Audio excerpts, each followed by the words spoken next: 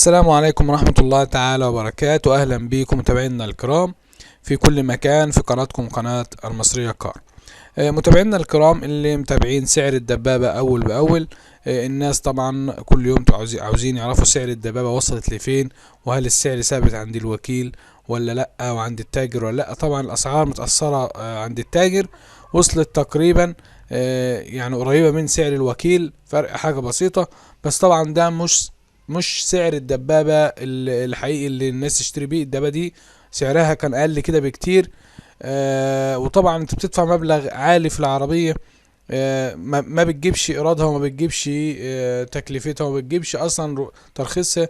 فطبعا لازم سعر الدبابة ينزل عن كده بكتير.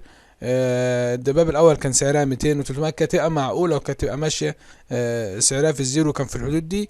انما دلوقتي الاسعار خيالية الصراحة، لا تطاق. فاحنا طبعا هقول لحضراتكم الاسعار برضو عند الوكيل عشان الناس متابعه، عشان الناس عماله تقول ده في الوكيل رخص العربيات. طبعا ولا طبعا ما حصلش.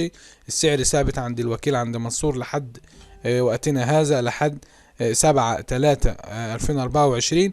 فاحنا متابعين اول باول عشان لو بقى في طبعا تعديل في السعر حضراتكم تبقوا عارفين وعندكم معلومه بالسعر اول باول.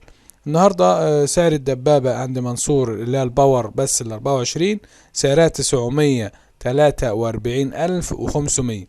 سعر الدبابة ال24 الباور واكس سوار 958,500. الدبابة الكاملة تكييف وباور 1,022,000. الدبابة الكاملة اكسسوار كاملة كل حاجة 1,037,000. دي الاسعار الرسمية لحد وقتنا هذا عند منصور.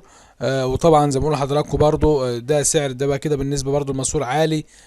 فاحنا متابعين السعر لحد ما ربنا يسهل الحال وينزل عن كده، لان كده طبعا برضو السعر مش هينفع. الناس مش هتعرف تاكل عيش بالعربية. انتوا شايفين قطع غيار عاملة ازاي، وكمان تكلفة الدبابة عالية. فلازم ان شاء الله متابعين لحد ما السعر ما ينزل عشان الناس تاكل عيش وتعرف تشوف حالها وتشوف شغلها. كده وصلنا لنهاية الفيديو، وشكرا والسلام عليكم ورحمة الله تعالى وبركاته.